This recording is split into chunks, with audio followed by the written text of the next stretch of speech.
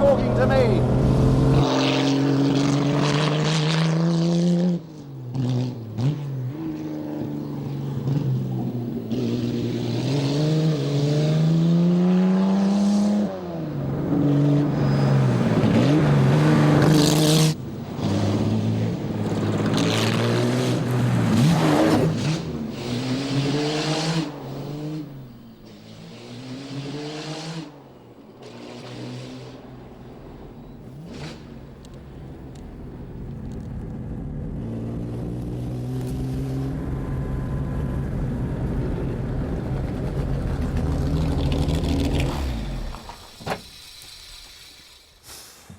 Jaguar, surely one of the most charismatic marques of all time in the history of motor racing.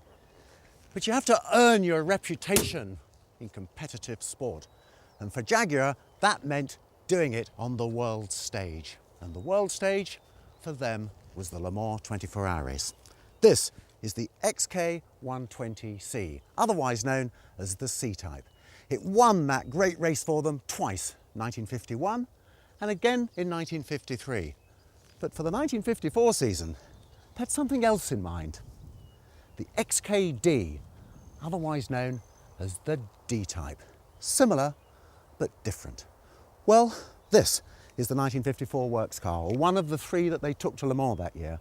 They didn't win the race in 1954, but for 1955, 1956 and 1957, they performed a hat-trick. And in 1957, not only did they come first, they also came second, third, fourth and sixth.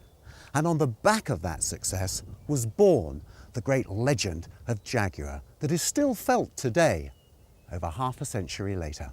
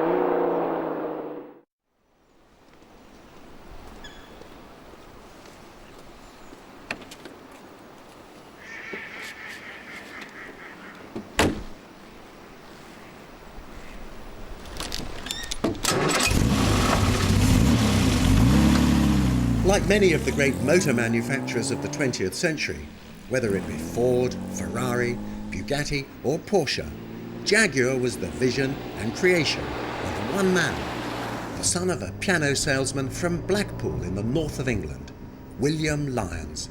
He was just 21 years of age when he started his company and would build Jaguar into a worldwide concern over the next half a century. William Lyons started up in business just after World War I, making sidecar bodies for motorcycles. It was called the Swallow Sidecar Company. It wasn't long before they got on to making swallow bodies for cars, like Austin 7s and Wolseleys. But of course, what Lyons really wanted was to make his own cars from start to finish. In the early 1930s, he kicked off with the first SS car, which was a saloon car. It didn't take him long to get on to very tasty little two-seater roadsters.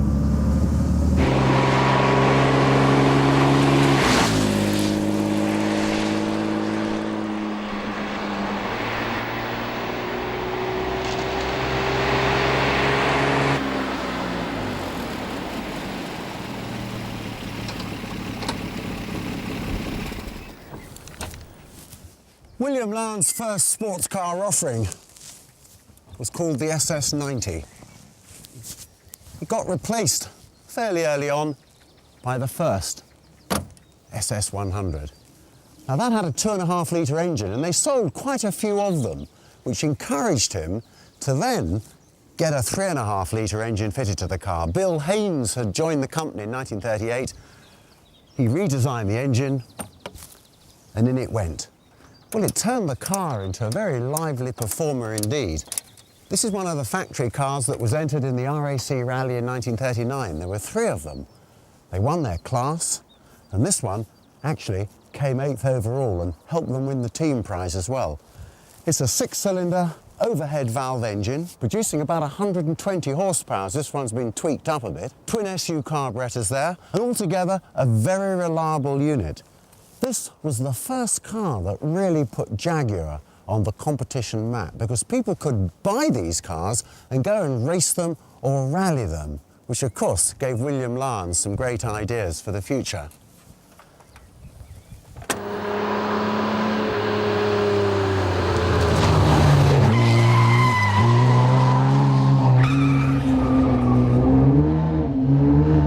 Jaguar founder William Lance and his chief engineer Bill Haynes never really got the chance to fully develop their SS100 sports car before World War II broke out. Then immediately after the war, in 1945, Lance was compelled to concentrate on his more lucrative volume saloon and sedan production models for survival. But his hankering to create an innovative flagship British sports car soon returned. He was about to launch his first masterpiece. In the summer of 1948, Jaguar didn't even have a sports car in their production car lineup. But later that year at the London Motor Show, they launched this, the XK120 Roadster. And when I say it stormed the motoring world, I mean stormed.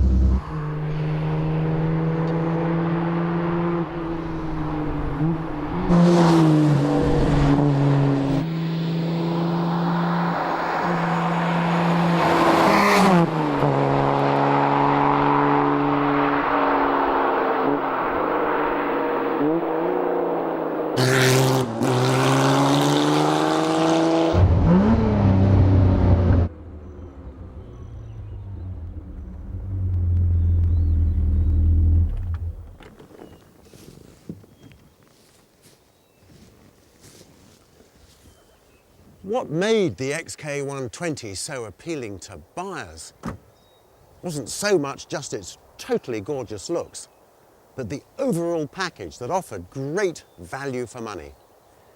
Jaguars had been working for some considerable time on their brand new engine, and when it first saw the light of day, it was very well received. There it is, the ubiquitous XK unit. 6 cylinders in a line, cast iron crankcase, aluminium cylinder head, twin overhead camshafts driven by chain, twin SU carburetors. One of the most successful road and racing engines of all time, with a lifespan of over 40 years. 160 horsepower in this trim, good enough to propel an XK120 to over 120 miles an hour, hence the name. Jaguar specially prepared 6 XK120s for chosen drivers, and Sterling Moss got his hands on this particular example for the Dundrod TT in 1950. Well, he won that race outright, a great international win for Jaguar, and of course it really helped to put Sterling himself on the map as the fantastic driver that he had become. William Lance and Lofty England went to Le Mans in 1950. There were 3 private XKs entered. They didn't win, but they convinced Lance that they could get great publicity from the Le Mans 24-hour race. So for the 1951 season, he commissioned new cars, C-types, to be built to try and win the race. A few months before that race, he thought, well, maybe they won't be ready in time. So he commissioned a couple of XK120 lightweights to be built. This is LT2, and the other one was LT3. It's got a one-piece magnesium body, stretched over a lightweight tubular space frame, superleggera technique. I think that's where Jaguar's got the idea from.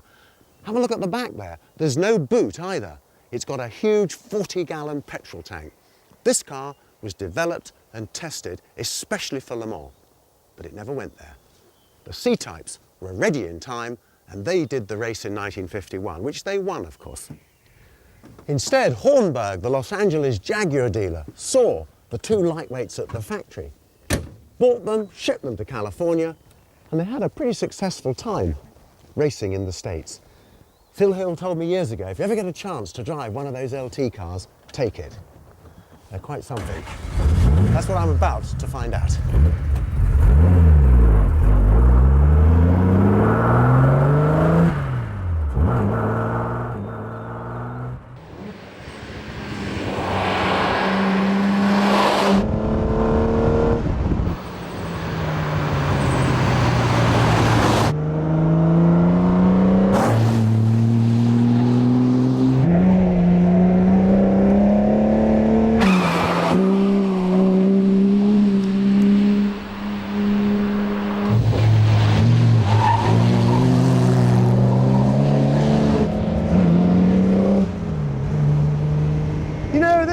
LT2 is a surprising car. It's lower than the XK120, so it handles better, it turns in nicely. The brakes are surprisingly good for drum brakes. There's no doubt in my mind this would have made a great Le Mans car. Such a shame it couldn't have gone there in 1951.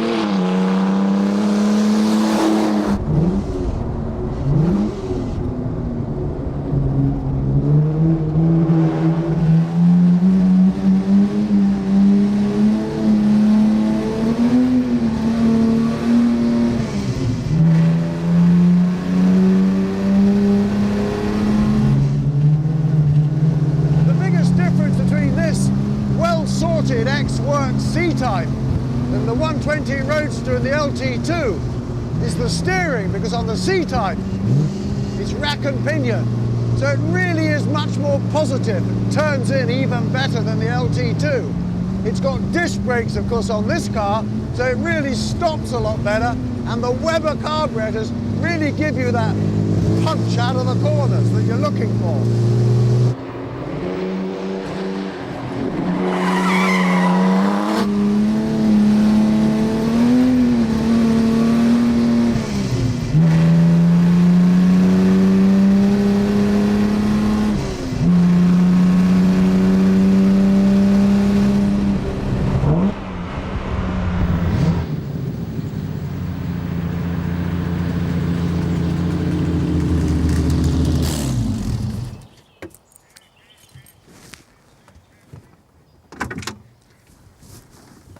The XK120 C-Type. This car was hardly out of its box in 1951 when Jaguar decided to take it to the 24-hour race at Le Mans. It won outright. That was quite magnificent for Jaguar because it meant they could then set up a small production run and actually start selling these cars to privateers who would go all over the world extolling the virtue of Jaguar wherever they went. This particular car is a later model.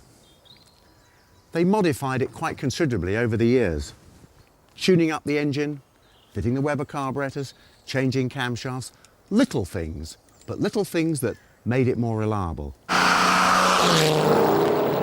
When they went back to Le Mans in 1953, they won that race again. Perhaps the biggest difference, apart from all those tune-ups, was the fact that the car that won the race that year had disc brakes fitted to it.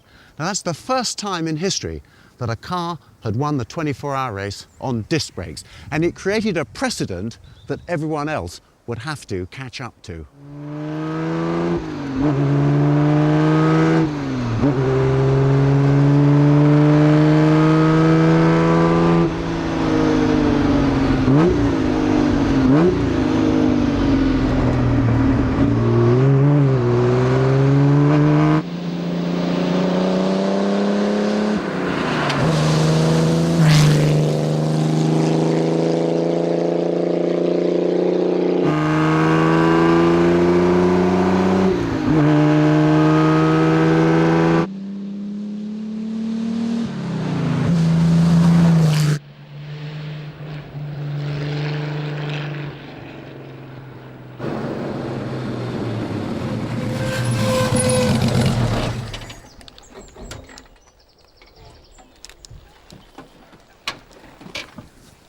No sooner had Jaguar started having successes with its XK engine cars than people started wondering about the engine.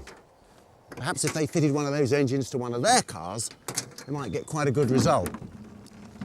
The HWM Motor Company was based down in Walton-upon-Thames, which is just south of London. George Abacassis and John Heath were the proprietors, and they'd been racing a Formula 2 car fitted with a 4-cylinder 2-litre Alta engine. And they decided they'd like to put an XK engine into their car. The difficulty was finding an engine because the factory were a bit reluctant to sell them singly. They needed everyone they could find to go into a car. Well, they bought a wreck, an XK120, took the engine out and shoehorned it into here. What's interesting actually is that HWM developed quite a relationship with Jaguar and were able to do a lot of development testing for them on those Weber carburetors. This car was really built for Formula Libre races in Great Britain. It was fairly successful, but what it did teach everybody else was that if you wanted to, you could get an XK engine and fit it into your car. Now that gave a lot of people a lot of bright ideas.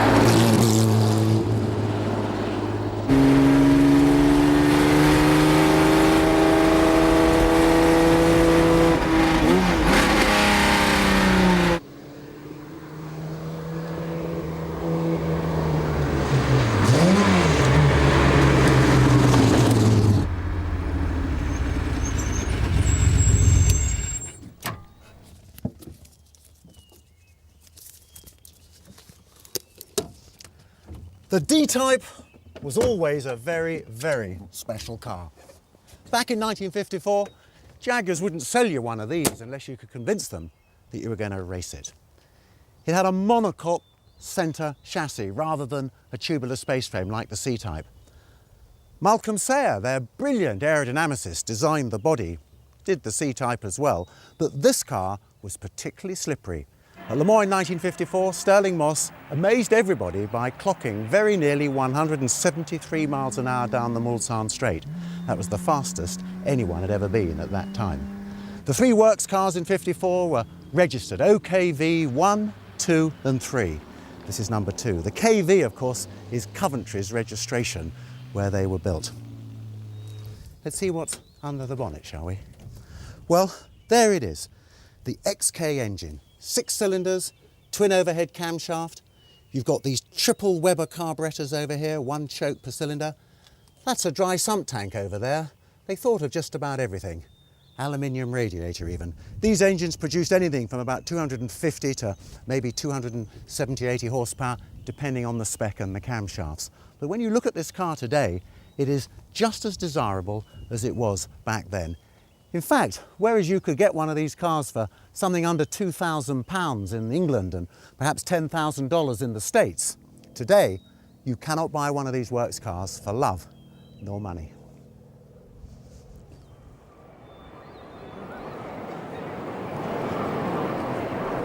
Although the D-Type just failed to win Le Mans in 1954, Jaguar came back the next year with their long-nosed body and wide-angle cylinder head, and won the race against the backdrop of the worst accident in motor racing history.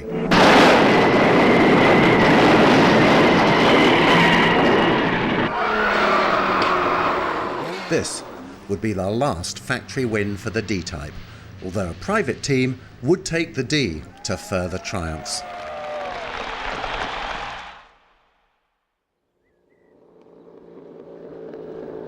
In the early 1950s, a small Scottish company based in Edinburgh, built a reputation in sports car racing. Its name? Écurie Écosse, run by David Murray. Initially, they ran cars for wealthy privateers. Their first effort was for Sir Ian Scott Douglas and his Jaguar XK120. The rules for joining the Écurie Écosse were pretty simple. Buy a decent car and we'll run it for you, which is exactly what Sir Ian did with this XK120. The Écurie were so pleased with the results that both he and the car got, they purchased 2 more of them to go racing. Of course, they went on to bigger and better things with C-types and D-types, and of course achieved those elusive wins at the 24 Hours of Le Mans, the most important race in the world for them and just about everybody else. Isn't this a wonderful colour, by the way? Écurie Écosse blue. You'd be surprised how many people have their new cars painted this colour.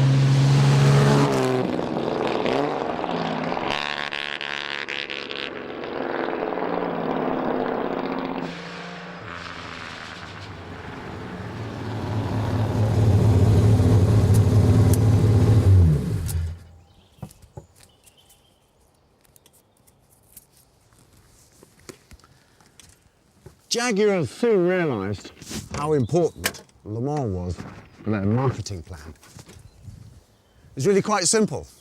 When they won Le Mans in 1955, it sold more cars. For the 1956 season, they built 6 brand new Jaguar D-type long-nose cars. They started off rather badly at the beginning of the season, but they did win the last 12-hour race, which kind of got morale up a bit. Let's have a look inside here, shall we? The engine had been breathed on for the 56 season. They altered the valve angle, creating what we now know as the wide-angle head. And just look at those lovely trumpets over here on those Weber carburetors. Don't they look great? And of course, the whole of the subframe bolted to the monocoque, which is what makes up a D-type. The thing about Le Mans, it's all about straight line speed and the ability to be able to brake. Although in the 1956 race, unfortunately, the 2 factory cars that they thought might do well both went out. I think it was on the 2nd lap. But nevertheless, their staunch supporter, that fabulous privateer team, Écurie Écosse, came through for them and won that race. Well, at the end of 1956, Jaguar decided that they'd had enough of racing as a factory team. They'd done all the R&D that they needed on the cars, so they decided to sell them. Écurie Écosse bought another couple of them, and when they went to Le Mans in 1957, guess what? Well, they won it again, 2nd year running, and they came 2nd as well.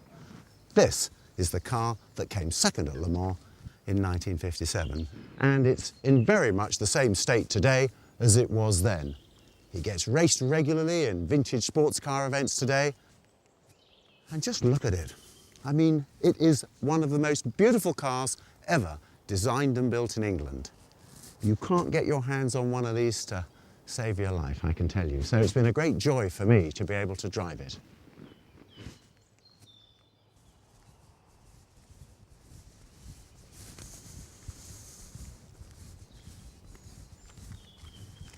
Such are the vagaries of fate that although I was really happy driving the car that came 2nd at Le Mans in 1957, that Écurie Écosse long-nosed D-type, a chance has arisen to drive a Le Mans winner.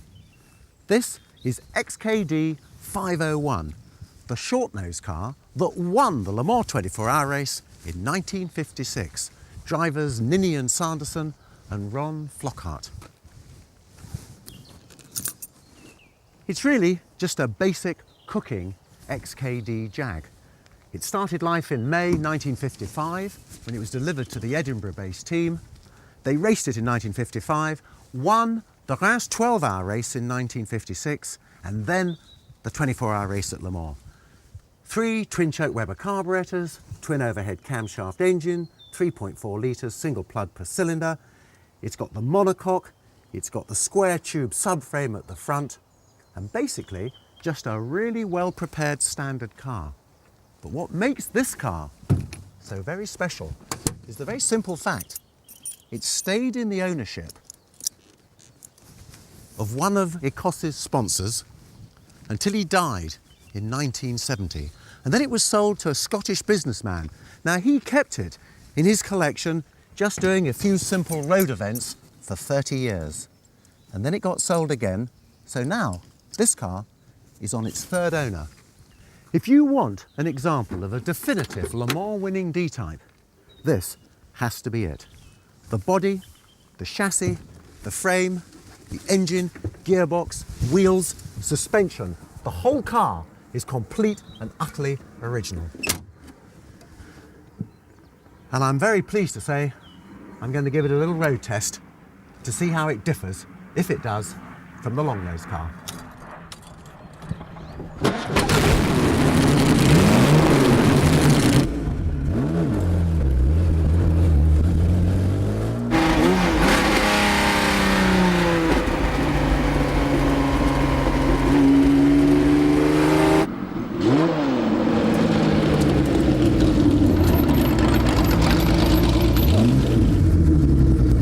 What fun!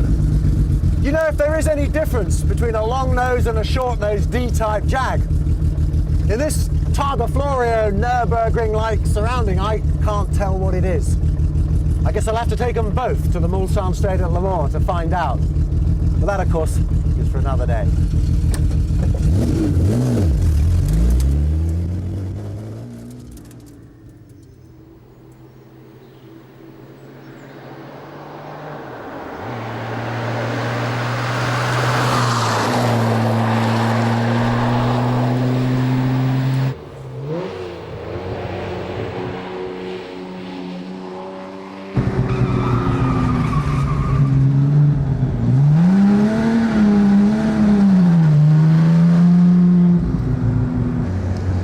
Sir William Lance was a very hands-on boss at Jaguar, worked in close cooperation with Malcolm Sayre and others in the design staff. He loved those long-nosed D-types of 1957, so it's hardly surprising that his new series of road cars would bear considerable resemblance. But when the E-Type first saw the light of day at the Geneva Motor Show of 1961, it literally caused a sensation. This car I'm driving is chassis 003. It's the very oldest of the flat floor open roadsters. And if you're wondering what happened to chassis 001 and 002, they were crushed.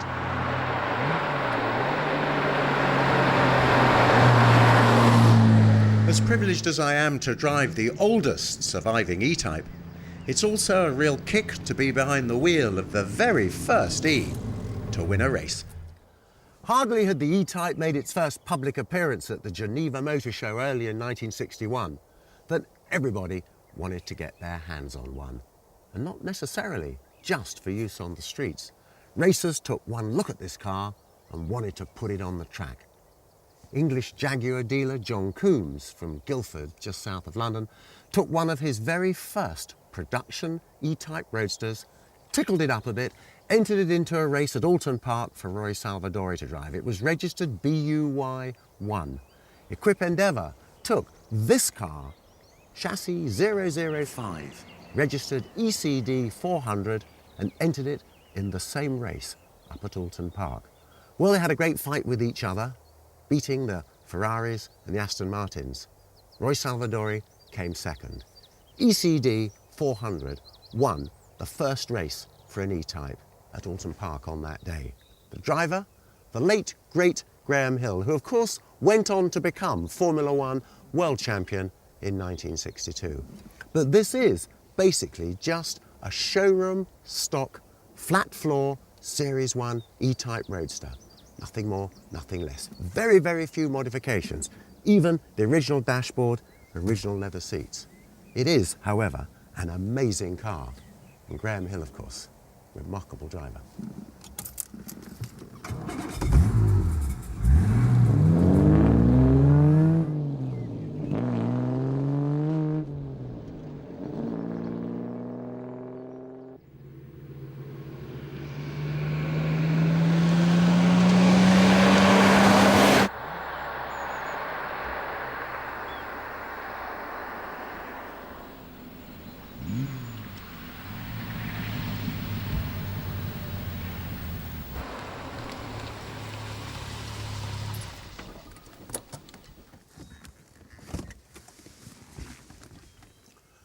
After the Jaguar factory packed up racing in 1956 and disposed of their wonderful long-nosed D-types, they had a strange problem. They had a lot of monocoques, subframes, engines and gearboxes left over. They didn't know what to do with them. Well, they created the XKSS, the road-going D-type. Put a windscreen on it, side screens, short nose rather than long nose, and this became a very desirable road car.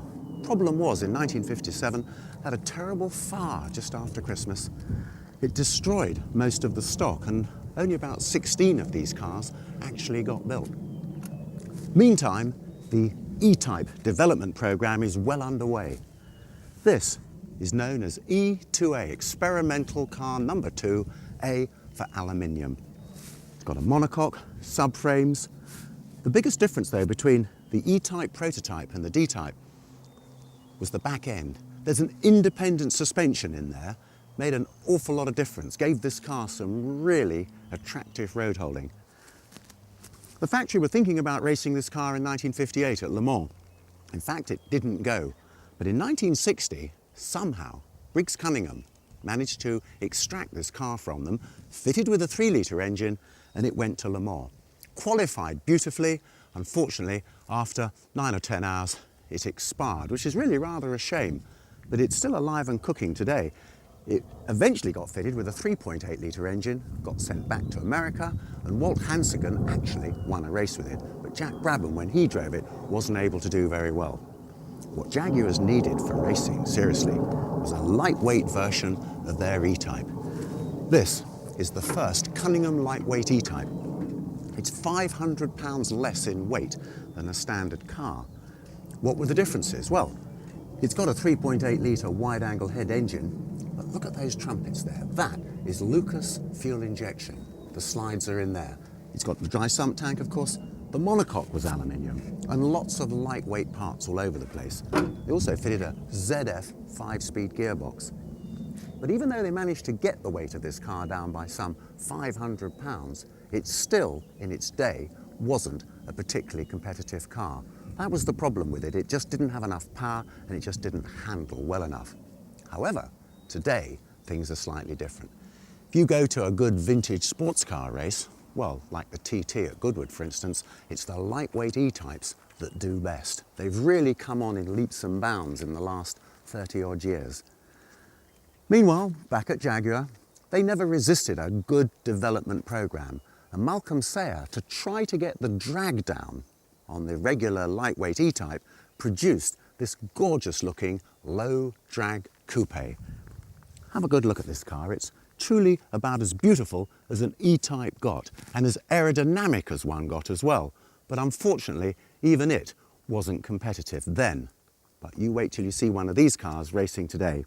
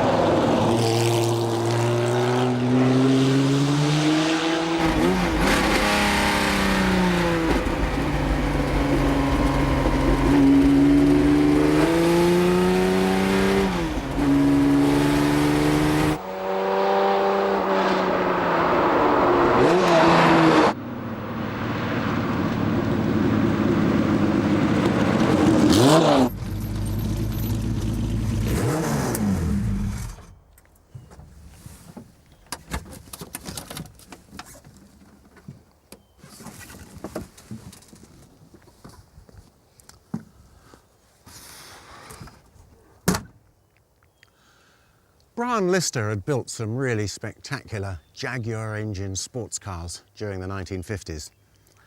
But when his favourite driver, Archie Scott Brown, who'd been a Connaught Grand Prix driver, was killed in one of his cars, he really lost heart and decided he'd had enough of motor racing, put the company up for sale. But he'd already commissioned a gentleman called Frank Costin to design him a new Lister car that would be different, radically different from his original cars. Instead of having a ladder chassis, it would have a full tubular space frame. However, he didn't know what to do with the car when it was built.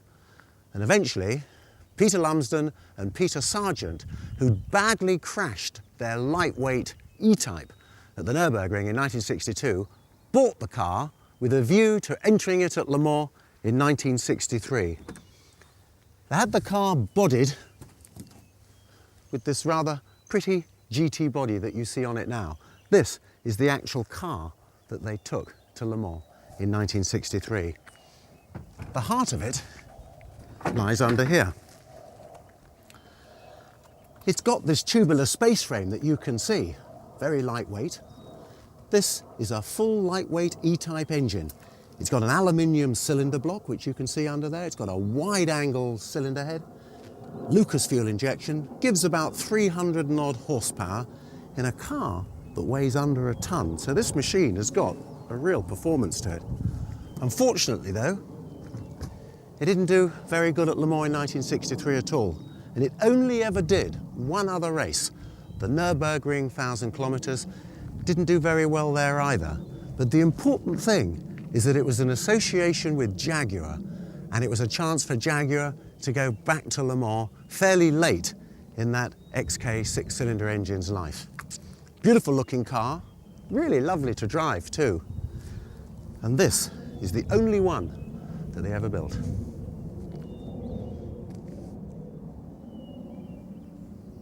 The 1950s had been good for Jaguar, very good indeed. 5 outright victories at the prestigious Le Mans 24-hour race, including a hat-trick in 1955, 56 and 57. But what might they do for the future if they were to win that Le Mans 24-hour race? The E-Type program produced the most fantastic street cars, but unfortunately not a car that could win at Le Mans. In 1963, they'd purchased the old Coventry Climax Engine Company and inherited 2 fantastic engineers, Walter Hassan and Harry Mundy. They designed and built the Climax engines that had done so well in Grand Prix racing in 1961 and 1962. Their first brief for Jaguar was to design an all-new V12 engine for a would-be prototype. This is it, sitting right here in the XJ13, which was designed by aerodynamicist Malcolm Sayer. Let's have a look at this engine. It's really 2 XK six-cylinder cylinder heads sitting on a common crankcase. They've got downstream injection, Lucas metering unit here, 12-cylinder distributor, electronic ignition, very state-of-the-art for the time. 5-litre capacity, producing something just over 500 horsepower. Well, with a bit of luck. Norman Dewis was the test driver for Jaguar, and they built this car in the experimental shop and took it to Myra on more than one occasion. And the car was just starting to get broken in and do rather well for itself. Got up to about 180 miles an hour, in fact, when poor old Norman had the mother and father of accidents, and the car was extensively damaged. The FIA also dropped a bombshell on Jaguar because for 1967 they decided that prototypes would have an engine capacity maximum of 3 litres, and this was a 5-litre car. So even though it was rumoured 3 of these cars might have run at Le Mans in 1966, in actual fact they only ever built the one. It got extensively tested. It's a beautiful car, a great tribute to Malcolm Sayer, but what it really did is produce the concept of using a V12 engine in the E-Type Jaguar. And that's exactly what happened to the car. The engine was used for development purposes and the car lay around, but it's been rebuilt and here it is today, looking terrific. And I think I'm going to enjoy driving it.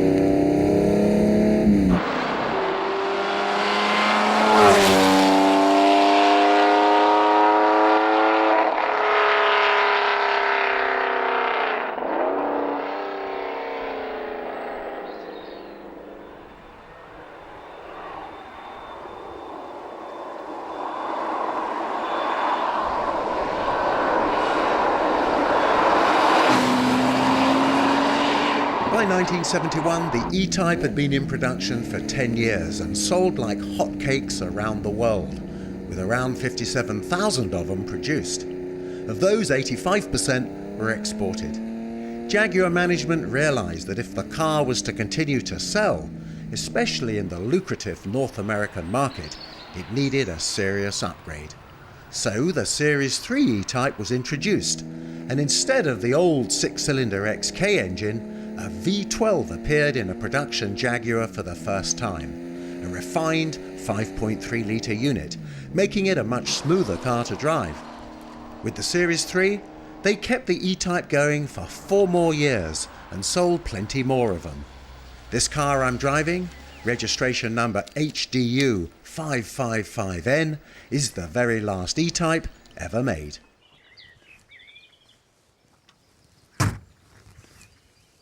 Well, Jaguar definitely succeeded in making the V12 E-Type a very special car. It's got more than enough power at all speeds and in every gear. The steering's delightful too. I think they could be very pleased with themselves. I've really enjoyed driving it. But of course the story didn't end there.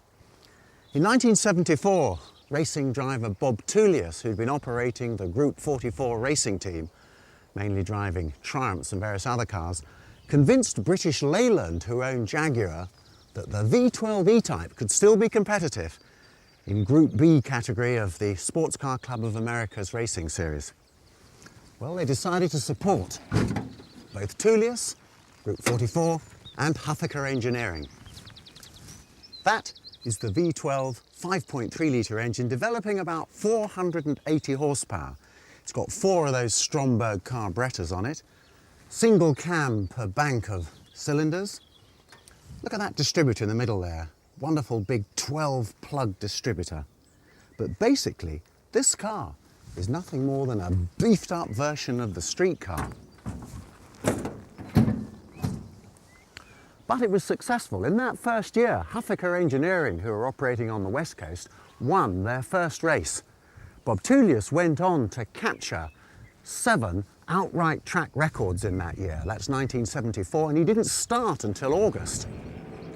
1975, things went even better. Bob Tullius became the Group B national champion, and that really helped Jaguar's sales. And I'm told that this car handles really well, and it's got a lot of grunt, so I think it's time to find that out, don't you?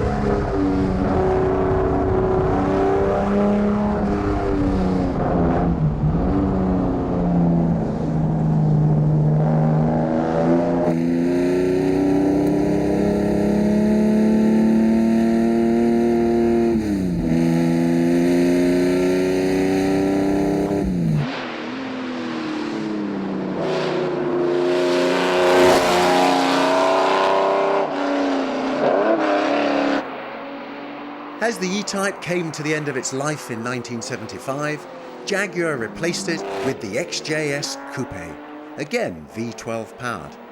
Bob Tullius and Group 44 continued their race-winning ways with the XJS in the United States, twice taking the Trans Am Championship.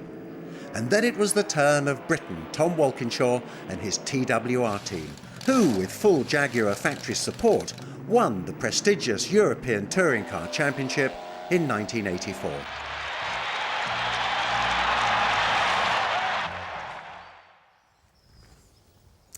William Lyons, Jaguar's founder, always considered that success at the Le Mans 24-hour race was the very best way for him to demonstrate his company's products to the marketplace.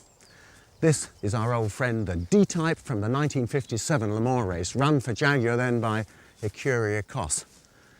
During the mid-1960s, the XJ13 was intended to be a Jaguar prototype at Le Mans. They entered 3 of them in the 66 race. Wonderful 4-cam engine in it, and just look at it, a beautiful car. But at the end of the day, they only built the one, and it never raced. It wasn't till the late 1980s when, in partnership with Tom Walkinshaw and Tom Walkinshaw Racing, they built the XJR9. Tony Southgate designed this car. He'd worked in Grand Prix racing with BRM. He'd worked on the Ford C100 prototype. I worked there on it with him. And this was very much indeed a state-of-the-art car at that time.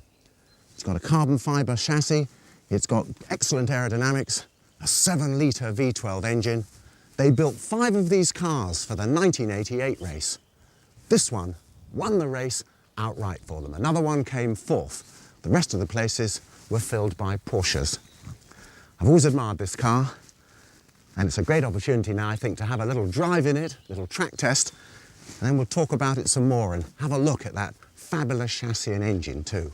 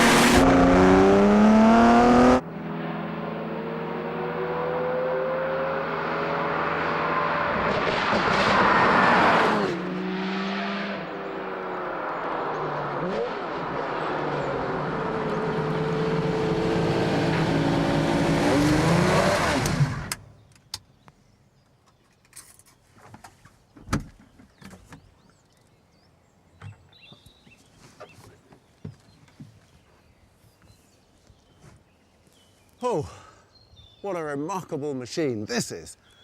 I'm not surprised that this car won Le Mans. It's got everything that you want to have in a Le Mans car. A stiff chassis, fantastic brakes, and that engine, I've got to have a look at that engine.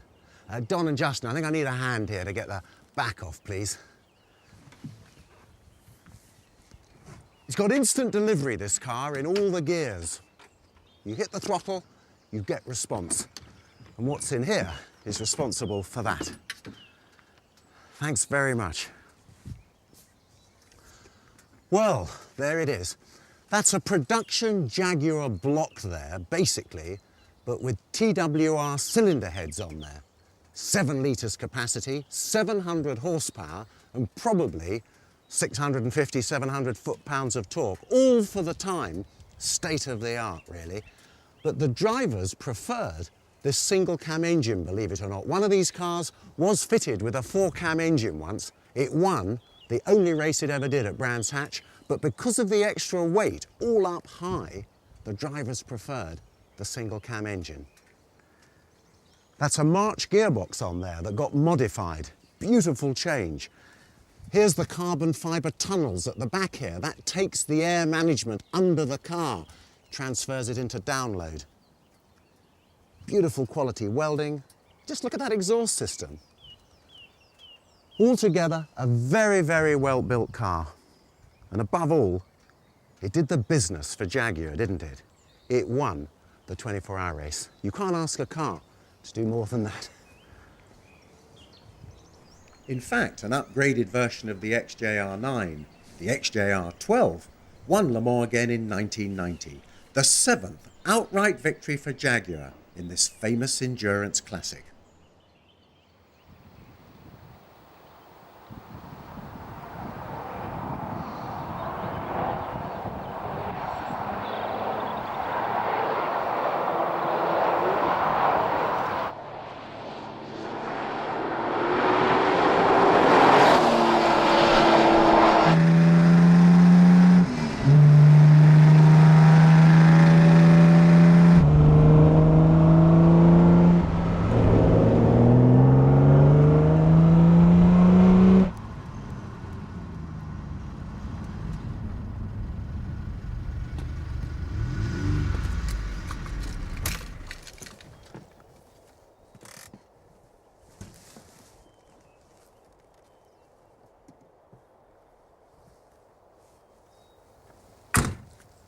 During the 1980s, Jaguar had developed a very close working relationship with TWR, Tom Walkinshaw Racing. And they decided to go ahead and form a joint company that would build the most magnificent supercar. This is it, the XJ220. All the competition like Ferrari and Porsche were building these fantastic top-of-the-range cars, and Jaguar wanted to have one too. Initially, well, the prototype had a V12 4-cam engine, 4-wheel drive, all kinds of things. But eventually, when this car was actually released to the public in the early 1990s, it had a 3.6-litre V6 twin turbocharged engine, giving some 500 horsepower altogether in street-going trim and driving through its own specially produced 5-speed gearbox. The chassis was a pressed aluminium honeycomb construction, clothed in this very pretty all-aluminium body. So the car was actually immensely strong, and it handled really well too, because it actually had downforce with its tunnels underneath the car. There it is then. It's a 3.5-litre V6 engine. It's got a fuel management system, giving something around 550 horsepower in street trim. That's with 2 turbochargers, of course, and a 5-speed gearbox that was specially designed and built. Altogether, a very compact little unit. Because Jaguar had done so well at Le Mans with Tom Walkinshaw, 2 outright victories, let's not forget, they decided in 1993 that they go back to Le Mans, not perhaps to win it outright this time, but at least have a really good go in the GT category. So they built and entered 3 of these very special XJ220C, C for competition. It's still got that same aluminum honeycomb chassis, but this time they put carbon fibre body panels on it, which of course are removable, so you can get at all the bits and pieces. The engine was tuned up to give anything up to 850 horsepower, but basically the car was the same. David Brabham, John Nielsen and David Coulthard drove this car in that race and won the GT category. They were actually subsequently disqualified for some minor infringement, but the very fact of the matter is that they did actually win the category. It was a successful racing car, was the XJ220, and it had a genuine top speed of 220 miles an hour. If it hadn't been really for Walkinshaw's XJR15 with its V12 engine, which everybody wanted, the XJ220 might have been a bit more successful. Nonetheless, I think a track test of the C-Type is definitely on the cards.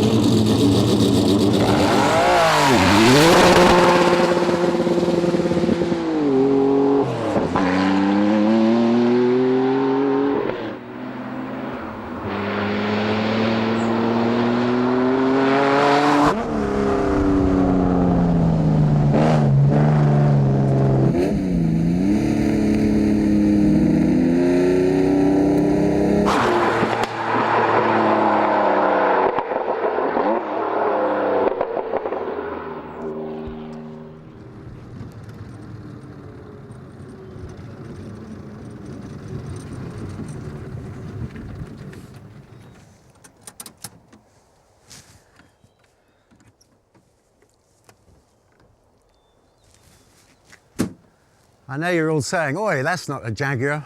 Well, I can tell you a good reason why it almost is. Back in the early 1920s, when William Larnes was building his Swallow sidecar bodies on motorcycles, he was making enough money for him to think about putting bodies on cars. He tried to get Austin 7 chassis from Herbert Austin, but he had to buy a complete car, take the body off, and start building his beautiful Swallow bodies on those chassis. This, of course, is a fixed head coupe, and we've got a little drop head over there. Back in the 20s, unless you were pretty rich and you could afford a Bentley, a Lagonda, a Rolls Royce or whatever, to get it specially bodied, you were pushed to get cars bodied at the cheaper end of the scale, and that's really what William Larnes specialised in. Of course, he started making money out of the Swallow-bodied Austins, so he then went on to produce SS cars. Well, those sold successfully as well. So after the war, Jaguar was founded, and of course, the rest is history. There's something around 65 years of research and development between the Swallow-bodied cars and this XJ220. But don't you think it's really rather a wonderful story? That if these little cars hadn't have sold, then perhaps Jaguar wouldn't have existed at all. And that's why these Swallow-bodied cars, in their way, are responsible for Jaguar we know and love today. Isn't that a great story?